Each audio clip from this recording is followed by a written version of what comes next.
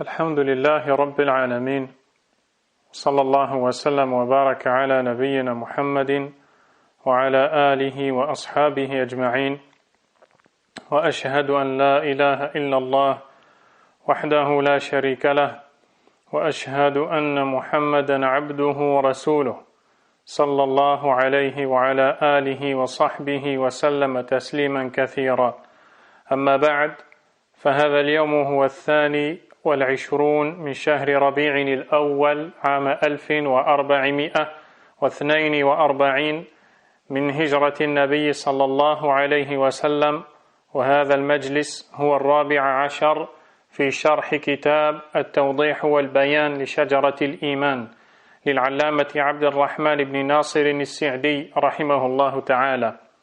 Nous voici au 8 novembre 2020 réunis pour le 14e cours de l'étude de l'écrit intitulé « La clarification et l'éclaircissement de l'arbre de la foi » par l'éminent savant, l'auteur Abdurrahman al-Sa'di, qu'Allah subhanahu wa ta'ala lui fasse miséricorde.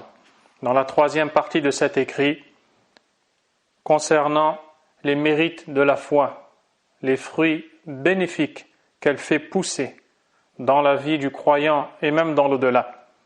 Et nous nous sommes arrêtés après avoir vu que parmi les mérites de la foi, il y a le fait que celui qui concrétise en lui la foi se verra guidé par Allah subhanahu wa ta'ala doublement. Il se verra guidé par Allah vers la foi à travers la connaissance et le savoir nécessaires à l'application de ce qui découle de la foi. Il aura donc un savoir. Et le second,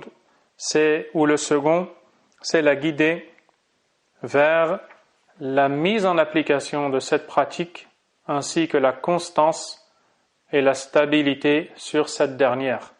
Après cela, l'auteur, rahimahullah, nous dit وَلَوْ لَمْ يَكُنْ مِنْ ثَمَرَاتِ الْإِيمَانِ إِلَّا أَنَّهُ يُسَلِّي صَاحِبَهُ عَنِ الْمَصَائِبِ وَالْمَكَارِهِ التي كل أحد عرضة لها في كل وقت ومصاحبة الإيمان واليقين أعظم مسل عنها ومهون لها وذلك لقوة إيمانه وقوة توكله ولقوة رجائه بثواب ربه وطمعه في فضله فحلاوة الأجر تخفف مرارة الصبر قال تعالى إن تكونوا تألمون فإنهم يألمون كما تألمون وترجون من الله ما لا يرجون ولهذا تجد اثنين تصيبهما مصيبة واحدة أو متقاربة وأحدهما عنده إيمان والآخر فاقد له تجد الفرق العظيم بين حاليهما وتأثيرها في ظاهرهما وباطنهما وهذا الفرق راجع إلى الإيمان والعمل بمقتضاه. L'auteur, rahimahullah ta'ala, passant à un autre élément parmi ceux qui découlent de la foi, les mérites et les points bénéfiques à gagner à travers la concrétisation de la foi, il nous dit, s'il n'y avait comme fruit pour la foi que le simple fait, s'il n'y avait pour fruit, comme pour mérite, s'il n'y avait comme fruit pour la foi que le simple fait que la foi soulage celui qui la possède de tous les désagréments et épreuves auxquelles tout le monde est exposé à chaque instant.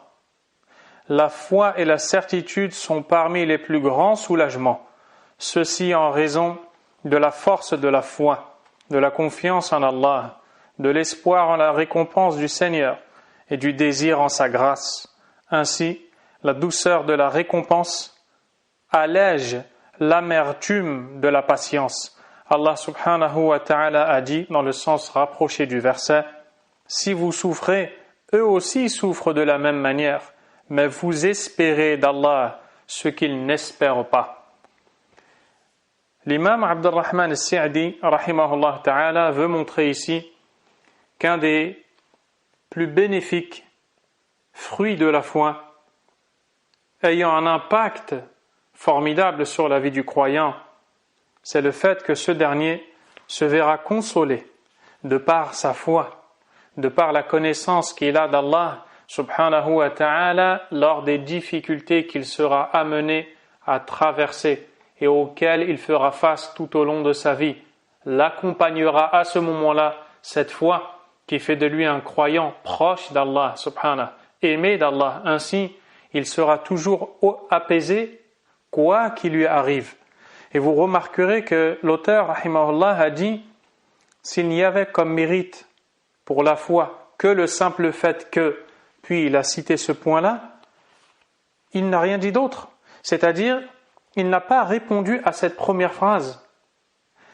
Et le fait qu'il n'ait pas répondu à cette première phrase, à savoir, s'il n'y avait comme mérite pour la foi que le fait que, on aurait dû dire, cela aurait été, puis il aurait ajouté quelque chose. Il ne l'a pas dit, et ce n'est pas un oubli de sa part, mais c'est simplement parce que c'est tellement évident qu'il ne l'a pas cité. En d'autres termes, c'est comme s'il avait dit, s'il n'y avait comme mérite et comme fruit pour la foi que le simple fait qu'elle console et soulage l'homme ou l'homme de la foi lorsqu'il fait face à des désagréments et des épreuves douloureuses, cela aurait été pour lui amplement suffisant pour se parer de la foi. La foi et la certitude sont parmi les plus grands soulagements lorsque la personne fait face à des difficultés. Qu'est-ce qui fait que lors d'une seule et même épreuve, les gens sont divers et variés? Qu'est-ce qui fait qu'il y a tant de disparités entre les gens dans la manière de faire face aux difficultés, si ce n'est la vie, la force de la foi dans leur cœur, ou la mort ou la maladie de leur cœur, la proximité avec Allah ou l'éloignement d'Allah subhanahu wa ta'ala. Nul doute que le malheur est quelque chose qui perturbe la personne, qui la dérange. Eh bien, à ce moment-là, le détenteur de la foi se verra consolé par cette foi. Allah subhanahu wa ta'ala a dit dans son noble livre, وَلَنَبْلُوَنَّكُمْ بِشَيْءٍ مِّنَ الْخَوْفِ وَالْجُوعِ وَنَقْصٍ مِّنَ الْأَمْوَالِ وَالْأَنفُسِ وَالثَّمَرَاتِ. Nous allons certainement vous éprouver par quelque peu de diminution dans vos biens, dans vos personnes, dans vos biens, من الأموال والأنفس والثمرات وَلَنَبْلُوَنَّكُمْ بِشَيْءٍ مِّنَ الْخَوْفِ وَالْجُوعِ. Nous allons très certainement vous éprouver par quelque peu de faim, de peur et de faim, de diminution des biens de vos proches, c'est-à-dire la mort des proches, وَالثَّمَرَاتِ, et la diminution de vos fruits, وَبَشِّرِ الصَّابِرِينَ, ou فَبَشِّرِ الصَّابِرِينَ. Fais la bonne annonce alors à ceux qui ont eu l'endurance. Eh bien, à ce moment-là, c'est la foi qui va, comme l'a dit l'auteur, va alléger. La foi dont la saveur sera ressentie par le croyant, cette saveur va alléger et amoindrir l'amertume de la patience. Car la patience n'est pas quelque chose de simple. C'est le fait de faire face à une difficulté et d'y résister. C'est quelque peu amer pour la personne. Mais la saveur de la foi va enlever de l'amertume de cette patience. Que diriez-vous d'une personne qui voudrait consommer un aliment dont les effets positifs sont prouvés et qui est bon pour sa santé? Elle a besoin de cet aliment. Mais son goût est amer, son goût est très fort, il est difficile à supporter. Il arrive que ce genre de personnes mélange cet aliment dont elles ont besoin avec un autre ayant un goût sucré, comme le fait de mélanger de l'huile que l'on veut consommer avec du miel pour l'adoucir. Eh bien, dans la vie, dans les épreuves qui sont difficiles, ces épreuves sont adoucies par la saveur de la foi. Et c'est un des grands mérites de la foi. Allah Azza wa Jalla a dit dans le sens du verset, si vous souffrez, eux aussi souffrent de la même manière. Eux aussi souffrent de la même manière. Donc, dans les souffrances, tous les gens sont associés. Cependant, ce qui va faire la différence entre celui qui a la foi en Allah Azza wa Jal et celui qui ne l'a pas, c'est ce qui a été évoqué à la fin du verset, mais vous espérez d'Allah ce qu'ils n'espèrent pas. Ainsi, les gens de la foi souffrent comme tous les gens souffrent. Cependant, les gens de la foi espèrent d'Allah ce que n'espèrent pas les gens qui n'ont pas cette foi. L'imam Sa'di rahimahullah a dit: ainsi, on peut voir un fossé énorme entre deux personnes atteintes de la même épreuve, l'une ayant la foi et l'autre non. Il y aura une grande différence dans les effets apparents et intérieurs de cette épreuve, et ce en raison de la foi et de la mise en pratique de ce qu'elle implique. De la même manière que la foi soulage lors des épreuves et des agréments, elle soulage aussi lors de la perte des choses aimées, dont l'amour s'est ancré dans le cœur, comme l'épouse, les enfants, les biens, les amis et d'autres choses encore. Le croyant trouve le réconfort dans la douceur de la foi qui est la meilleure compensation face à toute perte. Comme cela est visible et connu, et la perte des choses aimées est comptée parmi les épreuves. Je vais reprendre en arabe d'abord. Donc l'auteur, rahimahullah, a dit: وكما أنه يسلي عند ورود المصائب والمكاره فإنه يسلي عند فقد المحاب فإذا فقد المؤمن حبيبه الذي تمكن حبه من قلبه من أهل وولد ومال وصديق وشبهها تسلى بحلاوة إيمانه والإيمان خير عوض للمؤمن عن كل مفقود كما هو مشاهد مجرب وفقد المحبوب في الحقيقة معدود في المصائب. Ici, l'imam Sa'di rahimahullah nous montre qu'il y a certes parmi les choses qui sont difficiles, les maux qui nous touchent, mais aussi la perte des proches qui nous entourent et qui nous sont aimés, qui nous sont tant aimés. Dans toutes ces situations-là, le meilleur soulagement, c'est la foi en Allah subhanahu wa ta'ala. Pour cela, certains savants ont dit: لو عرف الناس القدر لذهب عنهم الكدر. Si les gens avaient connu réellement comme il se doit, d'une science enracinée dans le cœur, la foi au destin et le fait qu'Allah Azza wa Jal est sage et qu'il a décrété ce qui se passe dans sa terre par sagesse parfaite et que ce n'est pas inutile, si les gens connaissaient cela avec certitude, cela aurait dissipé d'eux toutes les tristesses, les difficultés, les amertumes, comme celle de la perte des proches, l'épouse ou l'époux, les enfants, les biens, les amis et d'autres choses encore. Le croyant trouve le réconfort dans la douceur de l'iman, dans la douceur de la foi. Pourquoi? Parce que le croyant sait qu'Allah subhanahu wa ta'ala huwa al-hayyu alladhi la yamut wal insu wal jinnu yamutun. Allah subhanahu wa ta'ala est le vivant par excellence, une vie parfaite, et il ne meurt pas, alors que les djinns et les hommes, eux, meurent. S'agissant d'Allah subhanahu wa ta'ala, il a une vie sans début et sans fin. Et parmi les noms d'Allah tabaraka wa ta'ala, Al-Awwal wal-Akhir, le premier, le dernier. Al-Awwal, le premier et le dernier, a été, comme le dit l'imam Ibn al-Qayyim rahimahullah, expliqué par le prophète lui-même sallallahu alayhi wa sallam. Il est impossible de l'expliquer d'une façon plus belle que celle-ci. Dans l'invocation, le prophète alayhi salatu wa sallam a dit: Anta al-awwalu falaysa qablaka shay wa anta al-akhiru falaysa ba'daka shay. C'est toi le premier avant lequel rien ne fut et le dernier après lequel il n'y aura plus rien. Allah subhanahu wa ta'ala huwa al-awwalu bil ibtida wal akhiru bil intiha. C'est le premier sans début et le dernier sans fin. Allah tabaraka wa ta'ala, dans sa vie, tout est parfait. Il est exempt de toute imperfection. Toi, quand tu vis, tu tombes malade, tu es triste, tu t'affaiblis, tu as faim, tu as soif, tu éprouves le besoin, le manque, et j'en passe. Allah subhanahu wa ta'ala vit parfaitement. Il vit parfaitement, il n'a besoin de rien.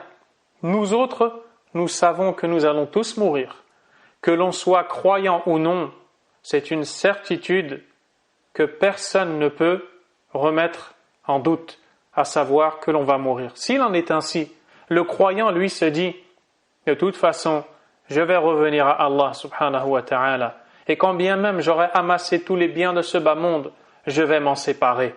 Qu'Allah azza wa jal fasse miséricorde à l'éminent savant Ahmad ibn Yahya al-Najmi, rahimahullah ta'ala, un des grands savants du sud de l'Arabie, lorsque un de ses élèves lui a dit « Oh cheikh, je vois que tu as une terre fertile, agricole, qui est pourtant délaissée et dans laquelle tu pourrais cultiver bon nombre de choses. Pourquoi ne t'en occupes-tu pas? Pourquoi alors ne désignes-tu pas quelqu'un qui va aller s'en occuper ?» Le cheikh rahimahullah a répondu « Je n'ai même pas envie de la voir, ni d'y aller, car je crains que mon âme s'y attache. » Subhanallah.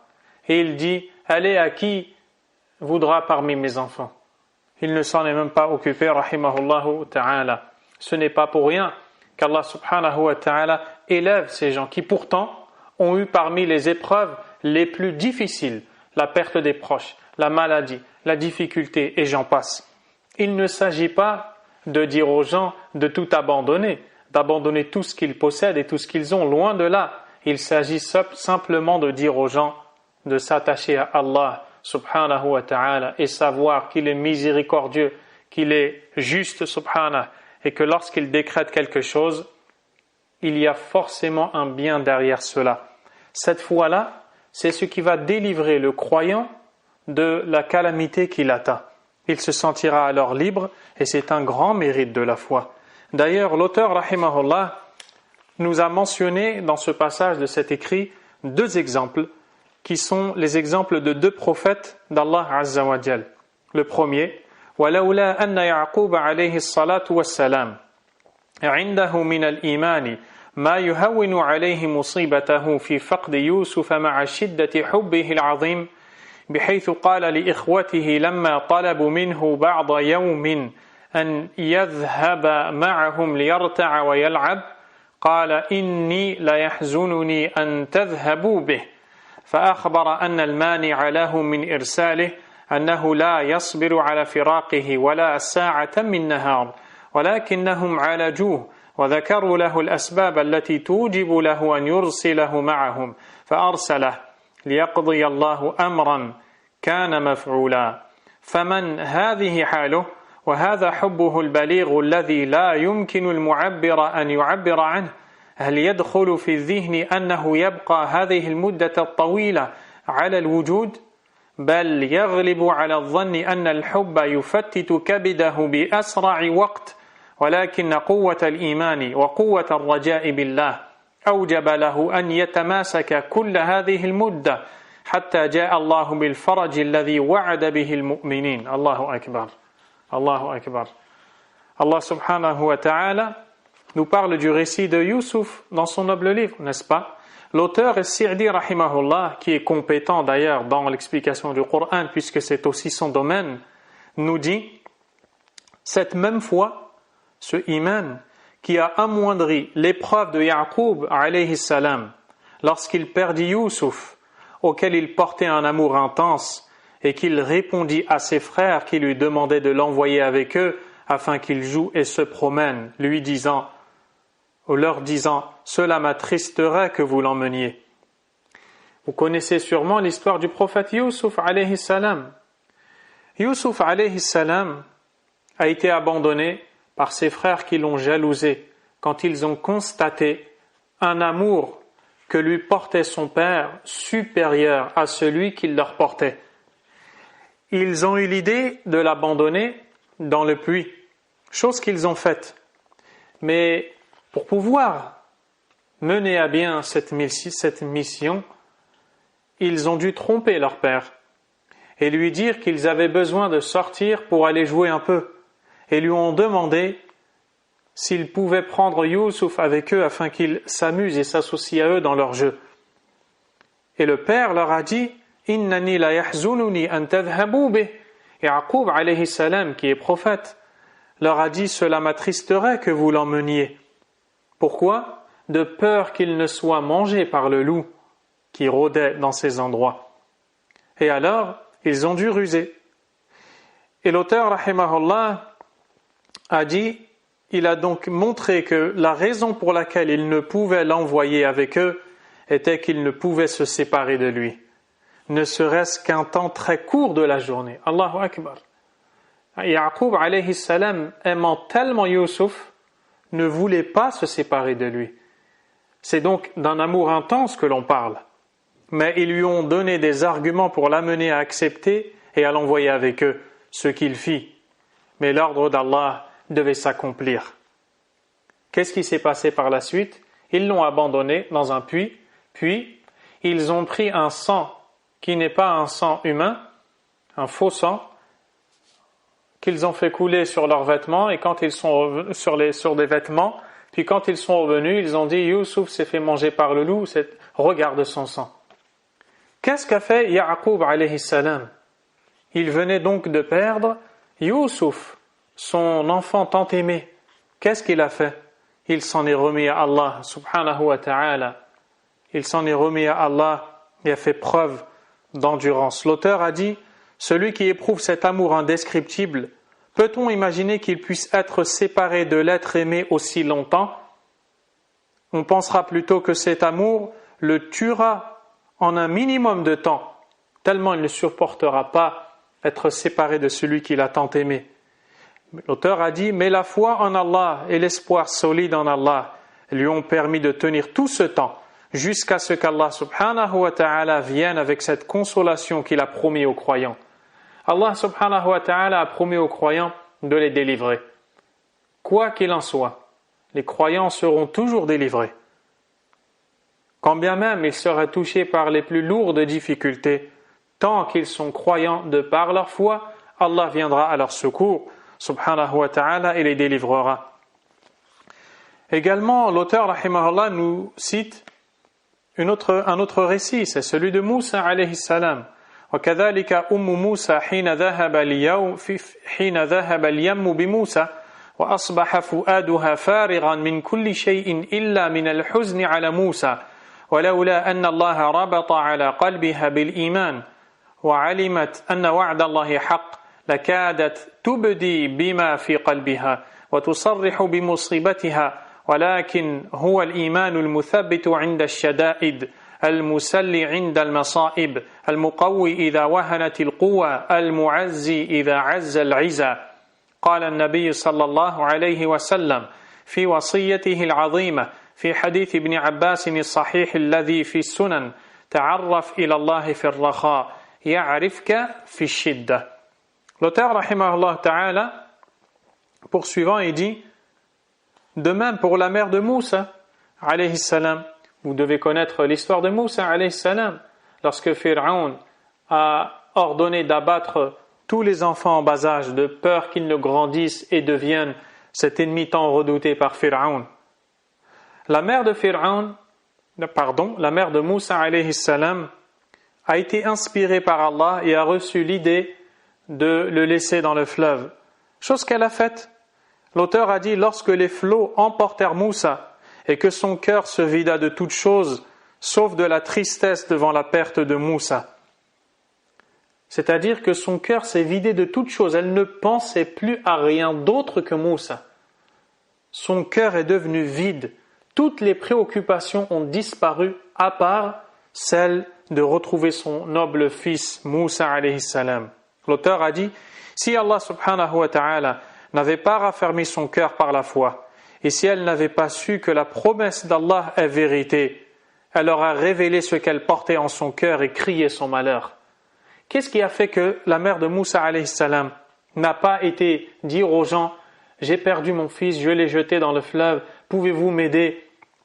Pouvez-vous m'aider à le rattraper ?» Et donc, se faire démasquer par Pharaon, qui aurait compris qu'il y a un enfant qui est susceptible de fuir. Qu'est-ce qui a fait qu'elle n'a pas prononcé ces paroles et qu'elle a enduré? C'est sa connaissance d'Allah et de la promesse d'Allah. Mais la foi renforce lors des difficultés, nous dit l'auteur, console lors des malheurs, soutient et raffermit. Le prophète sallallahu alayhi wa sallam a dit dans l'éminent conseil qu'il adressa à son cousin paternel Ibn Abbas radiyallahu anhuma, ta'arraf ila Allah fi ar-raha. Souviens-toi d'Allah. Fais-toi connaître par Allah dans l'aisance. Ya'rifka fi shidda. Il se rappellera de toi dans la difficulté. Wallahi, ce récit est tout simplement magnifique. Dans celui-ci, le prophète alayhi salatu wassalam nous enseigne de se faire connaître par Allah subhanahu wa ta'ala dans l'aisance. Lorsque tu n'as pas de difficultés, lorsque tu n'es pas dans les soucis, lorsque tu ne fais pas face à des problèmes, tu es donc dans l'aisance, dans une situation où beaucoup sont insouciants et ne pensent pas à Allah, car très nombreux sont ceux qui reviennent à Allah simplement lorsqu'ils font face à des calamités qui les atteignent. Puis quand ils en sont délivrés, ils l'oublient à nouveau. Mais là, le prophète alayhi salatu wassalam t'enseigne que si tu veux te faire connaître d'Allah et tu veux être protégé par Allah, aimé par Allah et que tes invocations soient répondues par Allah azza wa jal ou exaucées, alors fais-toi connaître par Allah quand tu n'as pas de soucis, quand tu n'as pas de problème, quand tu es dans l'aisance. N'attends pas d'avoir des difficultés pour revenir à la prière. N'attends pas d'avoir une épreuve pour t'acquitter de l'aumône. N'attends pas d'avoir une difficulté, une calamité pour accomplir ton pèlerinage, mais plutôt fais tout cela lorsque tu es dans l'aisance. De cette façon, Allah subhanahu wa ta'ala se rappellera de toi lorsque tu seras dans la difficulté et dira que son serviteur l'a adoré lorsqu'il était dans les situations qui conduisent beaucoup de gens à l'insouciance, mais lui, il ne m'a pas oublié, alors moi je ne l'oublie pas quand il a besoin de moi. Voilà ce que nous apprend le prophète alayhi salatu wassalam. Et l'auteur rahimahullah ta'ala nous dit ay ta'arraf ila Allah bil iman wa a'mal al iman wa anta sahihun ghaniyyun qawi ya'rifka Allah fi ash-shiddah yuqawwika Allah ala mubasharatiha wa yu'inuka ala mu'alajatiha وأعظم شدة تنزل بالمؤمن شدة الموت وسكراته. Ainsi l'auteur dit, c'est-à-dire, souviens-toi d'Allah par la foi et les œuvres qu'elle implique lorsque tu es en bonne santé, riche et fort. N'attends pas d'être malade pour adorer Allah, pauvre pour adorer Allah, mais profite de ta bonne santé, de ta richesse, de ta force, l'auteur dit, et Allah se souviendra de toi dans la difficulté, te renforcera à son approche et t'aidera à la surmonter. Il t'aidera à surmonter cette difficulté. Et la plus grande difficulté,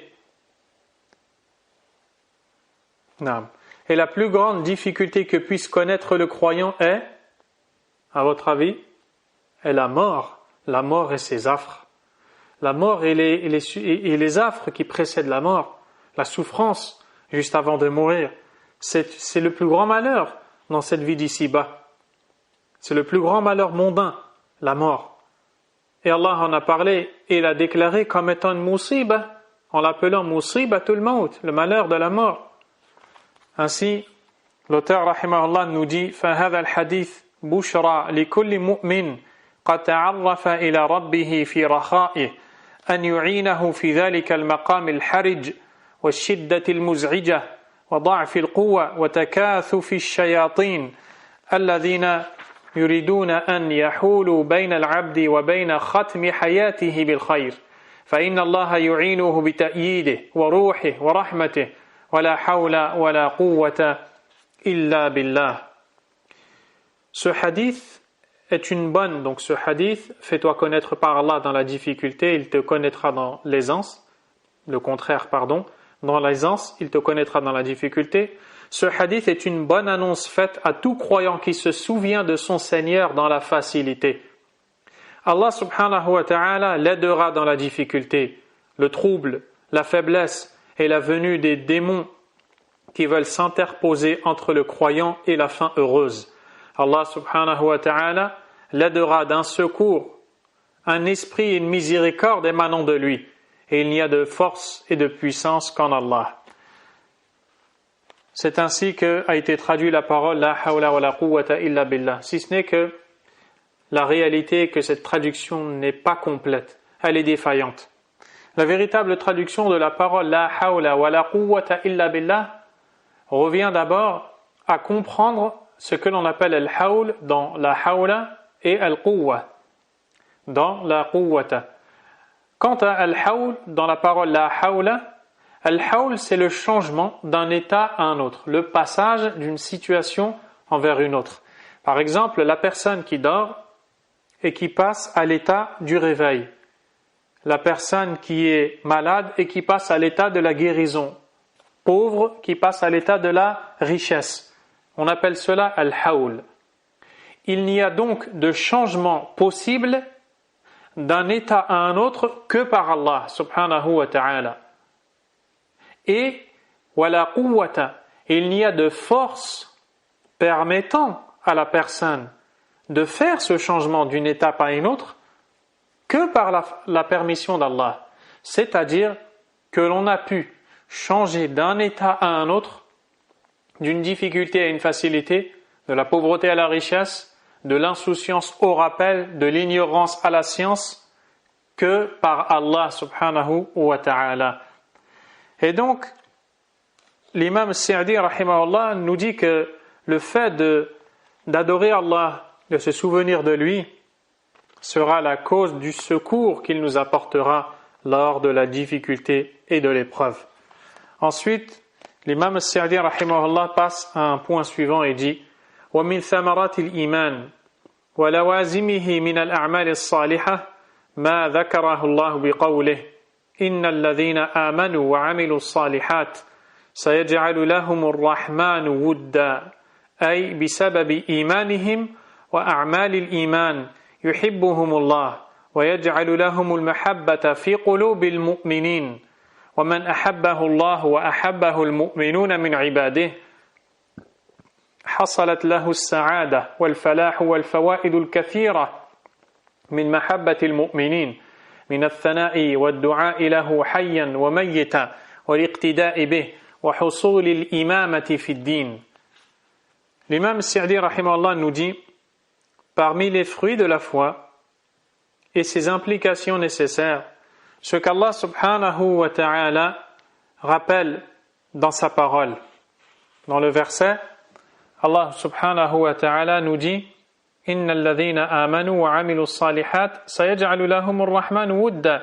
Dans le sens rapproché du verset, ceux qui ont eu la foi et ont fait de bonnes actions, le tout miséricordieux leur donnera de l'amour. L'auteur Sa'di rahimahullah ta'ala va nous expliquer cela et nous dit, c'est-à-dire qu'en raison de leur foi, par la cause de leur iman, en raison de leur foi,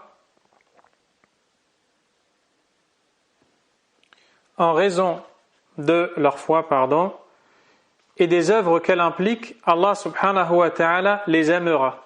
Mais pas seulement, écoutez la suite, et mettra de l'amour pour eux dans le cœur des croyants. Et celui qui est aimé d'Allah et de ses serviteurs, subhanahu wa ta'ala, celui qui est aimé d'Allah, azza wa jal, et de ses serviteurs, eh bien vous pouvez attendre de lui tout le bien. L'auteur a dit, celui qui est aimé d'Allah et de ses serviteurs obtient le succès, la réussite et de nombreux profits de l'amour des croyants. Leurs louanges, leurs invocations pour lui, qu'il soit vivant ou mort, le fait qu'il soit pris comme exemple et atteigne le rang d'imam dans la religion. L'imam al-Bukhari, rahimahullah ta'ala, rapporte d'après Abu Hurairah, radiyallahu anhu, que le prophète sallallahu alayhi wa sallam a dit إذا أحب الله العبد نادى جبريل إن الله يحب فلانا فأحبه أو فأحببه فيحبه جبريل فينادي جبريل في أهل السماء إن الله يحب فلانا فأحبوه فيحبه أهل السماء ثم يوضع له القبول في الأرض. Allahu Akbar. Quand Allah aime le serviteur, il appelle Jibril, alayhi salam, et lui dit, certes, Allah aime un tel, aime-le donc. Jibril se met alors à l'aimer. Puis, Jibril appelle les habitants du ciel, c'est-à-dire parmi les anges, et leur dit, certes, Allah aime un tel, aimez-le donc. Les habitants du ciel se mettent alors à l'aimer. Et enfin, on lui mettra l'acceptation sur terre. Qu'est-ce que cela veut dire? On lui mettra l'acceptation sur terre. يُوضَعُ لَهُ الْقَبُولُ فِي الْأَرْضِ. C'est-à-dire que les gens pieux, les croyants sur terre l'acceptent, ils l'aiment. Ainsi, quand Allah subhanahu wa ta'ala aime son serviteur, il dit à Jibril, le meilleur des anges, de l'aimer. Jibril dit aux habitants des cieux parmi les anges de l'aimer. Et cela se traduit ensuite par l'amour qui va être porté à ce serviteur par les croyants sur terre. Et quelle est la cause de tout cela, de tout ce khair, si ce n'est la foi en Allah subhanahu wa ta'ala? Et donc, parmi les mérites de la foi, ce qu'Allah a dit subhanahu wa ta'ala, le fait qu'il accordera de l'amour, il accordera de l'amour subhanahu wa ta'ala, à condition de concrétiser la foi. Et il découlera de cet amour que les croyants éprouvent pour le croyant, leur louange, ils parleront en bien de lui. Leurs invocations pour lui, qu'il soit vivant ou mort. Prenez l'exemple de l'auteur de cet écrit, Abdurrahman al-Sa'di rahimahullah. Beaucoup d'entre vous ne le connaissez pas, n'est-ce pas? Et pourtant, depuis qu'on lit son livre, on ne fait que demander à Allah Azza wa Jal la miséricorde pour lui et le faire entrer au paradis. Pourquoi? Si ce n'est en raison de sa foi et du fait qu'il nous enseigne au moment où je vous parle la foi, alors qu'il est enterré depuis tant d'années. Nous sommes en train de tirer profit de son savoir et sa connaissance. Et le fait de prendre cette voie, la voie d'Allah Azza wa Jal, fait que tu seras aimé d'Allah, que tu seras aimé de Jibril alayhi salam, que tu seras aimé des anges, que tu seras aimé des gens pieux. Et quand tu seras aimé des gens pieux, ils te mentionneront en bien et ils invoqueront Allah pour toi tant bien dans ce bas monde que lorsque tu seras enterré après eux, si eux restent vivants après toi. Et ça, c'est un mérite immense de la foi. Qu'Allah subhanahu wa ta'ala ne nous prive pas ces mérites. Également, l'imam Sa'di, rahimahullah ta'ala, nous dit, toujours dans ce même registre, leurs invocations pour lui, qu'il soit vivant ou mort, le fait qu'il soit pris comme exemple et atteigne le rang d'imam dans la religion. Imam dans la religion, c'est-à-dire guide, un modèle qui va être suivi. À cause de quoi? Si ce n'est à cause de cette foi justement qu'il a concrétisé, Allah Azza wa Jalla en a fait un modèle pour les autres. Il dit ensuite وَهَذَا أَيْضًا مِنْ أَجَلِّ ثَمَرَاتِ الْإِيمَانِ أن يجعل الله للمؤمنين الذين كملوا إيمانهم بالعلم والعمل لسان صدق ويجعلهم أئمة يهتدون بأمره كما قال تعالى وجعلنا منهم أئمة يهدون بأمرنا لما صبروا وكانوا بآياتنا يوقنون فالصبر واليقين اللذان هما رأس الإيمان وكماله فبالصبر واليقين اللذين هما رأس الإيمان وكماله نالوا الإمامة في الدين. L'auteur rahimahullah nous dit, parmi les fruits les plus précieux de la foi est qu'Allah subhanahu wa ta'ala accorde aux croyants qui ont complété leur foi par la science et la mise en pratique d'être véridiques et de devenir des imams suivis, des guides.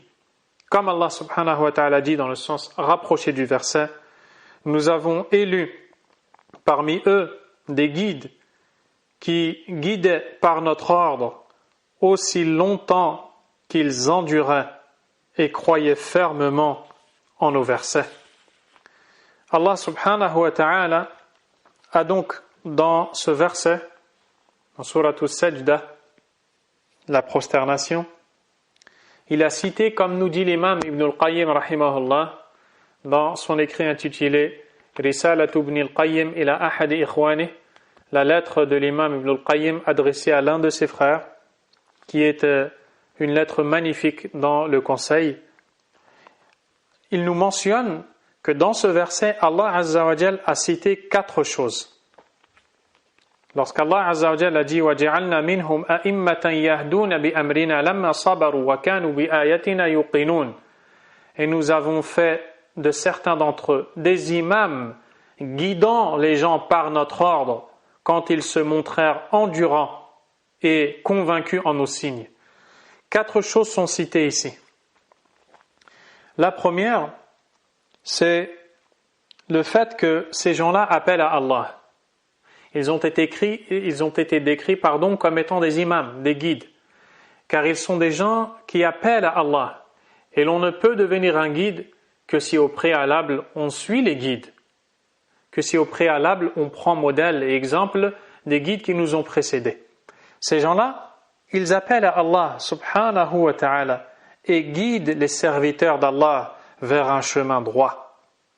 La deuxième chose que l'on voit dans ce verset, comme nous dit l'imam Ibn al-Qayyim rahimahullah, c'est le fait que ces gens-là guident les gens, mais ils les guident à travers l'ordre d'Allah. Yahduna bi amrina. Ils guident les gens par notre ordre. Ils ne guident pas les gens par leur passion. Ils n'orientent pas les gens vers leur choix à eux, indépendamment de l'ordre d'Allah subhanahu wa ta'ala, mais plutôt ils s'attachent à la voie du prophète sallallahu alayhi wa sallam, et c'est de cette manière seulement que l'on appelle à Allah. On appelle à Allah azza wa jal avec la manière du prophète sallallahu alayhi wa sallam, avec science, avec connaissance et à la preuve du Coran et de la Sunna. La troisième chose que l'on voit dans ce verset, c'est l'endurance de ces gens-là. Car quand on appelle à Allah, il faut être endurant face aux nuisances subies par les détracteurs de l'appel à Allah subhanahu wa ta'ala. Et enfin, la certitude pleine, qui est le plus haut degré de savoir, qui fait que la personne n'est pas troublée par le doute. Et Allah azza wa jalla a dit « Innamal mu'minun alladhina amanu billahi wa rasulih thumma lam yartabu » Les croyants sont seuls ceux qui ont eu foi en Allah et son messager, puis n'ont point été troublés par le doute. Et donc, cela fait partie des bienfaits de la foi. Puis l'auteur, rahimahullah, nous dit « Wa minha qawluhu ta'ala yarfa'i Allahu alladhina amanu minkum walladhina utul ilma darajat fa ahlul imani والعلم يرفعهم الله في الدنيا والآخرة فهم أعلى الخلق درجة عند الله وعند عباده في الدنيا والآخرة وإنما نالوا هذه الرفعة بإيمانهم الصحيح وعلمهم ويقينهم والعلم واليقين من أصول الإيمان. Ainsi l'auteur rahimahullah passe à un autre point et nous dit: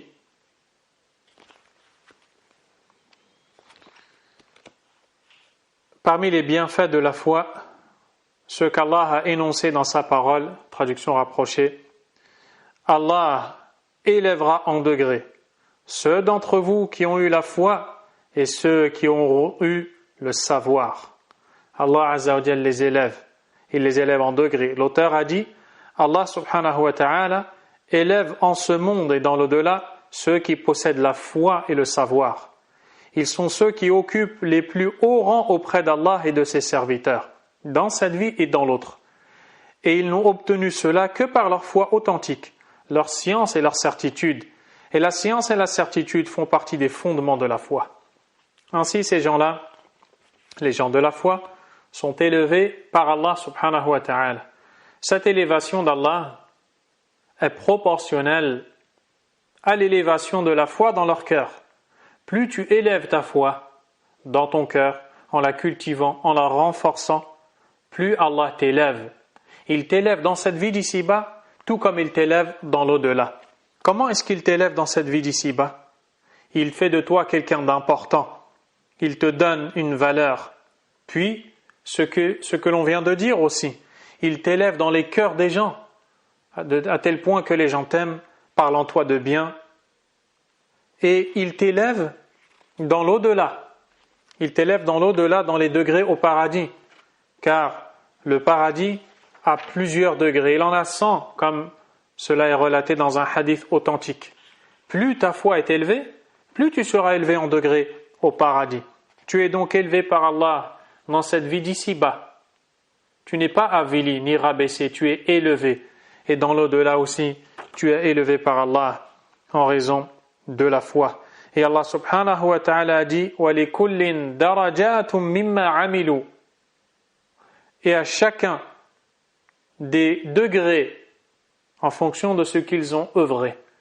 Chacun aura des degrés au paradis correspondants et proportionnels au degré atteint de foi dans cette vie d'ici-bas. L'auteur, rahimahullah, nous dit ensuite وَمِنْ ثَمَرَاتِ الْإِيمَانِ حصول البشارة بكرامة الله والأمن التام من جميع الوجوه كما قال تعالى وبشر المؤمنين فأطلقها ليعم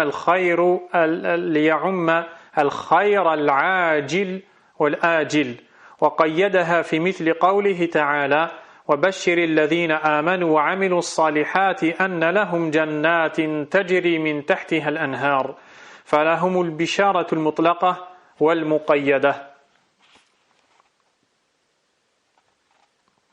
L'obtention des bienfaits d'Allah et de la sécurité totale. Ou alors, parmi les bienfaits et les mérites de la foi, il y a le fait de recevoir une bonne annonce de la part d'Allah.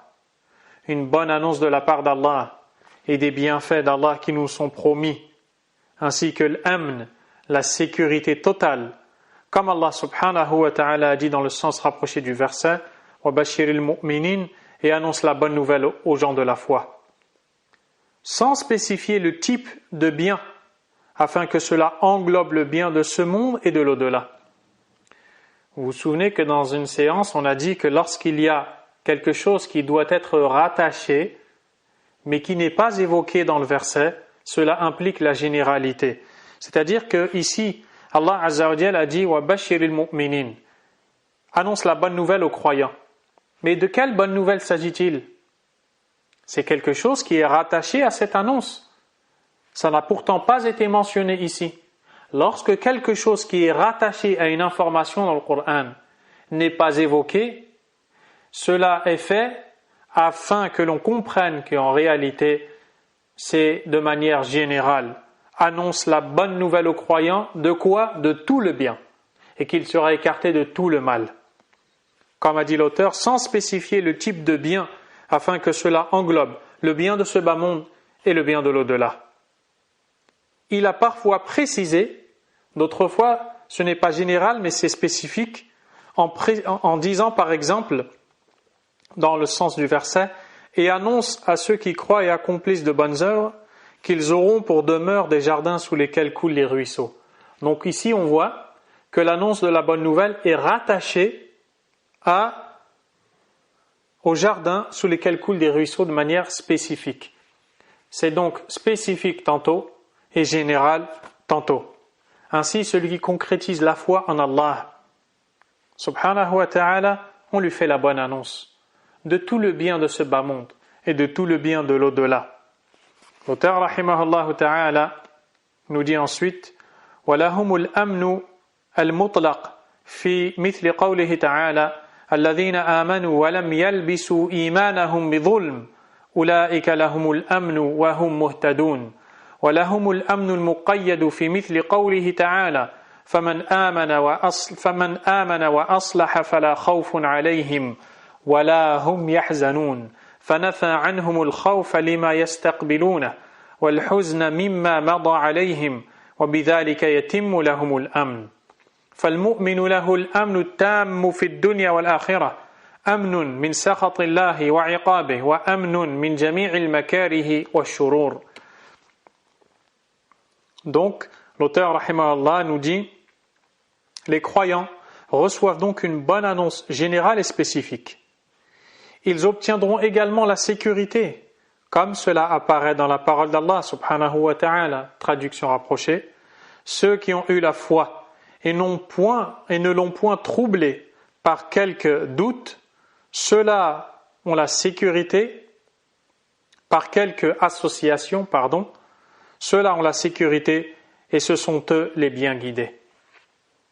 Lorsque ce verset a été révélé, il a posé problème aux compagnons, radiyallahu anhum, comme nous le rapporte Abdullah ibn Mas'ud, radiyallahu anhu. du fait qu'Allah subhanahu wa ta'ala a dit dans le sens du verset, ceux qui ont eu la foi et qui ne l'ont point troublée par une quelconque injustice, par de l'injustice.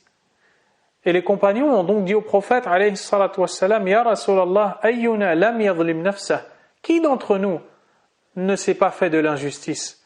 Et là le prophète alayhi salatu wassalam les a réorientés vers le sens voulu de ce verset en leur disant qu'il s'agissait du shirk, que l'injustice voulue dans ce verset était le shirk. Et le hadith est rapporté par Al-Bukhari.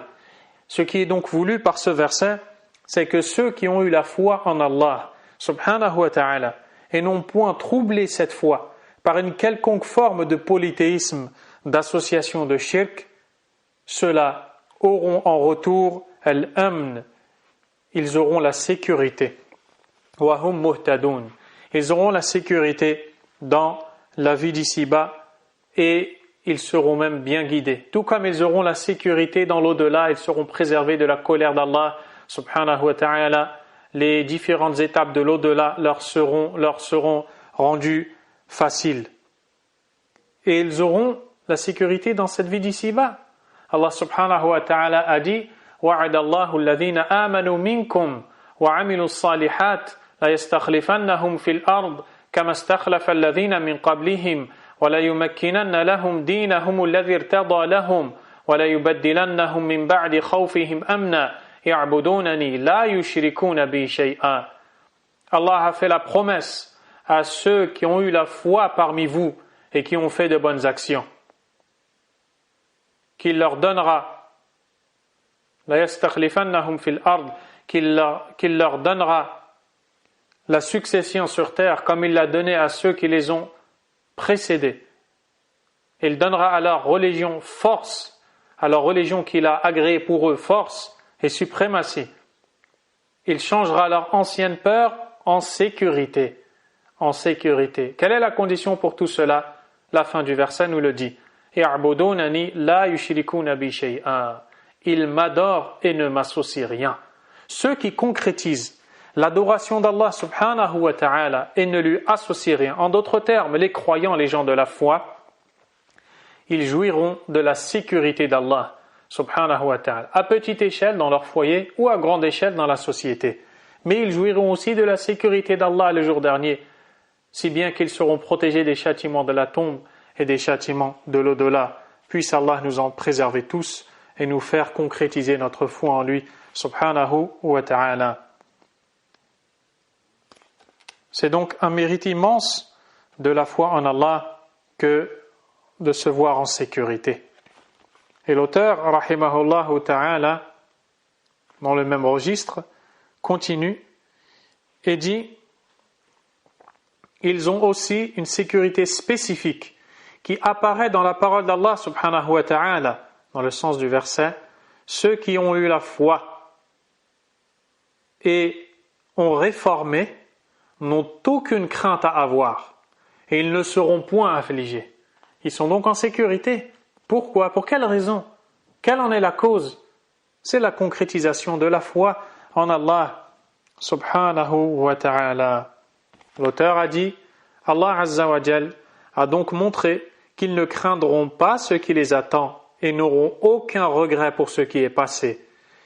Et c'est de cette manière que se réalisera pleinement leur sécurité. Le croyant obtient donc une sécurité totale dans ce monde et dans l'au-delà. Il est protégé contre la colère d'Allah et son châtiment, de même qu'il est protégé contre tout mal et désagrément. Le croyant reçoit également la bonne annonce de l'obtention de tout bien, comme dans la parole d'Allah subhanahu wa ta'ala: lahumul bushra fil hayati dunya wa fil akhirah. Je reprends donc en arabe. Walahul bisharatul kamila bikulli khayrin kama qala ta'ala lahumul bushra fil hayati dunya wa fil akhirah.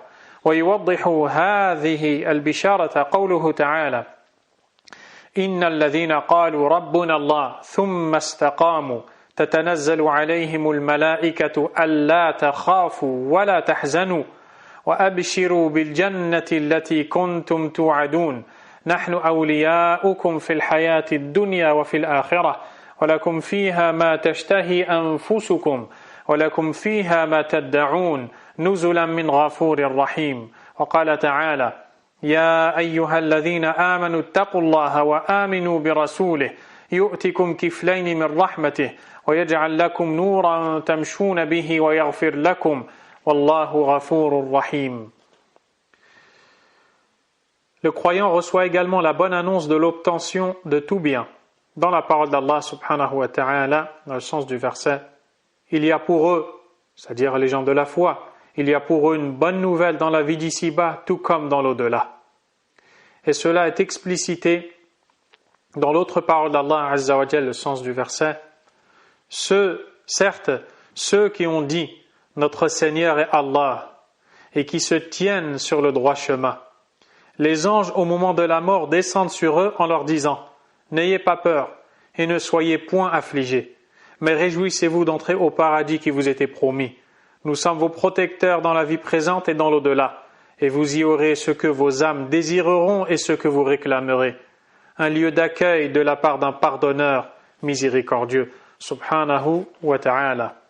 Donc, dans ce verset, Allah subhanahu wa ta'ala a montré la bonne nouvelle faite aux croyants dans ce bas monde et dans l'au-delà, et la sécurité dans laquelle les croyants sont dans ce bas monde et dans l'au-delà.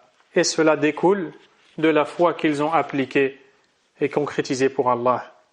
Également, Allah subhanahu wa ta'ala nous dit dans le sens du verset « Ô vous qui avez eu la foi, faites preuve de piété envers Allah et ayez foi en son messager afin qu'il vous accorde deux parts de sa miséricorde et qu'il vous assigne une lumière avec laquelle vous marcherez et qu'il vous pardonne, car Allah est pardonneur et miséricordieux. » Tout ce qui est dit dans ce verset, ce sont des mérites de la foi.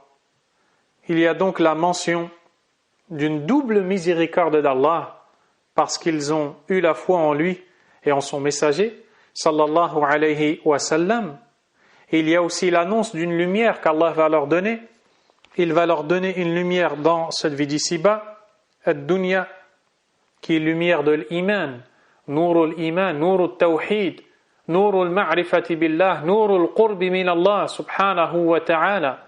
Allah azza wa jal donne aux croyants la lumière de sa proximité avec lui, de sa foi, de la connaissance, de son attachement à lui. Cette lumière par laquelle il a fait revivre les gens, il a fait revivre les cœurs morts, c'est la lumière du tawhid, au sujet de laquelle il dit أَوَمَنْ كَانَ مَيْتًا فَأَحْيَيْنَاهُ وَجَعَلْنَا لَهُ نُورًا يَمْشِي بِهِ فِي النَّاسِ كَمَنْ مَثَلُهُ فِي الظُّلُمَاتِ لَيْسَ بِخَارِجٍ مِنْهَا. Est-ce que celui qui était mort et à qui nous avons rendu la vie et accordé une lumière par laquelle il circule auprès des gens est meilleur, ou bien celui qui est dans les ténèbres desquelles il ne sortira jamais? Il s'agit d'une personne dont le cœur était mort, bien que le corps était vivant. Le cœur était mort parce qu'il était loin d'Allah. Puis Allah lui a rendu la vie et lui a donné une lumière, la lumière du tawhid, de la révélation par laquelle il circule auprès des gens. Également, le prophète alayhi salatu wassalam, Allah lui a dit وَكَذَلِكَ أَوْحَيْنَا إِلَيْكَ رُوحًا مِنْ أَمْرِنَا. Et ainsi nous t'avons révélé une âme émanant de nous, Al-Qur'an, le Coran. مَا كُنْتَ تَدْرِي مَا الْكِتَابُ وَلَا الْإِيمَانِ. Tu ne savais pas ce qu'était le livre ni la foi.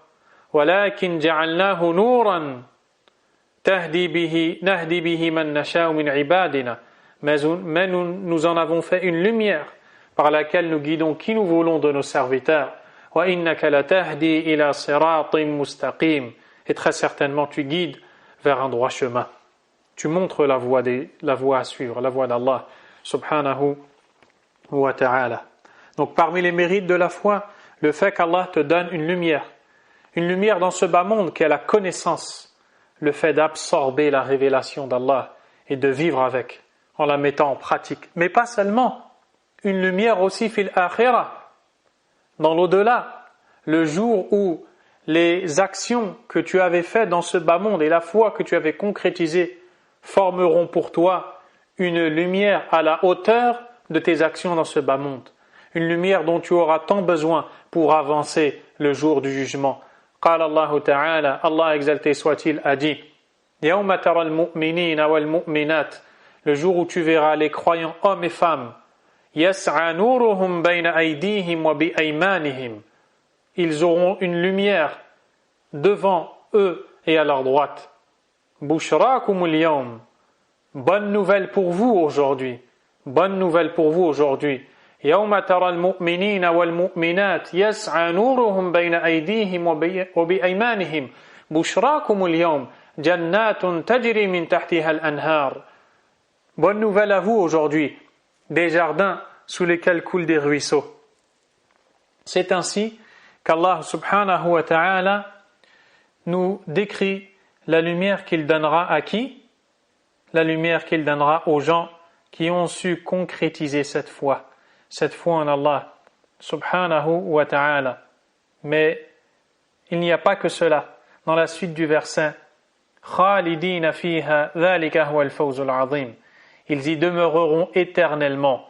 Ainsi est la victoire immense. Puis, يَوْمَ يَقُولُ الْمُنَافِقُونَ وَالْمُنَافِقَاتُ لِلَّذِينَ آمَنُوا, lorsque le jour où les hypocrites hommes et femmes diront à ceux qui ont eu la foi, les hypocrites qui ont vendu leur foi, qui ont délaissé la foi en Allah pour autre chose que cela, ils diront ce jour-là à ceux qui ont eu la foi, انظرونا أي انتظرونا, attendez-nous, نقتبس من نوركم, afin que nous puissions puiser de votre lumière. قيل ارجعوا وراءكم, il leur sera dit, retournez derrière vous, فالتمسوا نورا, et allez chercher de la lumière. Que se passera-t-il ensuite? فضرب بينهم بسور له باب, on leur mettra entre eux et les croyants une barrière qui aura une porte. باطنه فيه الرحمة, son intérieur, c'est le côté des croyants, sera une miséricorde. وظاهره من قبله العذاب, et son extérieur sera un châtiment. Et alors, les hypocrites appelleront les croyants et leur diront, n'étions pas avec vous jusqu'à la fin des versets que vous pourrez lire facilement dans Surat Al-Hadid. Ainsi, parmi les mérites de la foi, cette lumière qu'Allah donne, subhanahu wa ta'ala, aux croyants. L'imam al-Sa'di, rahimahullah ta'ala, nous dit, فرتب على الإيمان حصول الثواب المضاعف وكمال النور الذي يمشي به العبد في حياته ويمشي به يوم القيامة. يوم ترى المؤمنين والمؤمنات يسعى نورهم بين أيديهم وبأيمانهم بشراكم اليوم جنات تجري من تحتها الأنهار خالدين فيها ذلك هو الفوز العظيم. فالمؤمن يمشي في الدنيا بنور علمه وإيمانه، وإذا طفئت الأنوار يوم القيامة مشى بنوره على الصراط حتى يجوز به إلى دار الكرامة والنعيم. وكذلك رتب المغفرة على الإيمان، ومن غفرت سيئاته سلم من العقاب ونال أعظم الثواب. Le croyant est celui qui chemine en ce monde avec la lumière de sa science et de sa foi. Et lorsqu'au jour de la résurrection, toutes les lumières s'éteindront, lui cheminera avec sa lumière sur le pont de l'enfer jusqu'à le traverser et atteindre la demeure des délices. De même, le pardon est conditionné par la foi, car celui à qui on pardonne les péchés est préservé du châtiment et obtient la plus grande des récompenses. L'obtention de la réussite, qui consiste à parvenir au plus haut des objectifs, à toute chose désirée. Jusqu'à la fin, mais je vais reprendre en arabe et ça sera le dernier point sur lequel on va s'arrêter, incha'Allah. L'auteur a dit وَمِنْ ثَمَرَةِ الْإِيمَانِ حصول الفلاح الذي هو إدراك غاية الغايات فإنه إدراك كل مطلوب والسلامة من كل مرهوب والهدى الذي هو أشرف الوسائل كما قال تعالى بعد ذكره المؤمنين بما أنزل على محمد وما أنزل على من قبله والإيمان بالغيب وإقامة الصلاة وإيتاء الزكاة اللتين هما من أعظم آثار الإيمان. قال تعالى أولئك على هدى من ربهم وأولئك هم المفلحون. فهذا هو الهدى التام والفلاح الكامل، فلا سبيل إلى الهدى والفلاح اللذين لا صلاح ولا سعادة إلا بهما إلا بالإيمان التام بكل كتاب أنزله الله وبكل رسول أرسله الله فالهدى أجل الوسائل والفلاح أكمل الغايات. Parmi les mérites de la foi, l'obtention de la réussite qui consiste à parvenir au plus haut des objectifs, à toute chose désirée, la préservation contre tout danger et la guider vers la plus noble des voies. Comme Allah subhanahu wa ta'ala dit après avoir évoqué ceux qui croyaient en ce qu'on a révélé à Muhammad sallallahu alayhi wa sallam, à ceux venus avant lui en l'invisible et qui accomplissaient la prière et s'acquittaient de l'aumône, qui sont les deux plus grands signes de la foi.